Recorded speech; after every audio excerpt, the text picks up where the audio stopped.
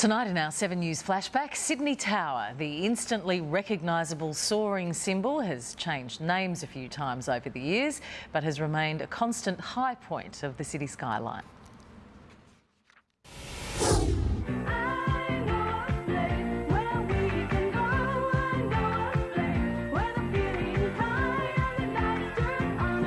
Sydney Tower has been putting on a show for more than 30 years. It's one of our best attractions. You know, it's up there with the bridge, the Opera House. It's on that to-do list that you just tick off. Plans for the project were unveiled in March 1968. The tower would cap the Centrepoint project, a shopping city in the heart of the CBD. For more than 7 years, Sydneysiders watched the famous Golden Bucket slowly creep skywards. A project as huge as the AMP Centrepoint required filming over a period of 10 years.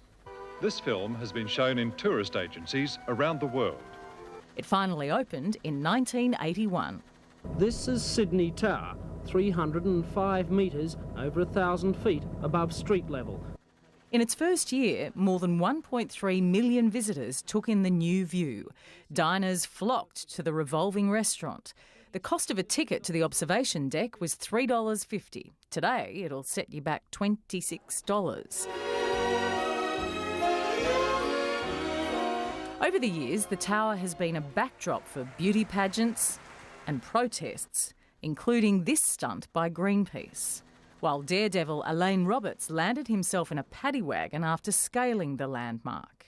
The policeman catch me in the middle. 3 huge sculptures were added to the top of the tower for one of the city's biggest events. They'll become Olympic beacons night and day until the Sydney Games.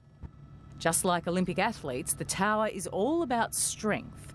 It was built to withstand earthquakes and gale force winds. Its 56 giant cables would stretch from Sydney to New Zealand if laid end to end.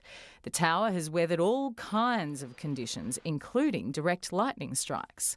Hollywood resorted to a meteorite strike to bring down the tower in the 2005 movie Supernova. There was a real-life emergency in 2009. A city icon swallowed by thick black smoke. Fortunately, no major damage was done.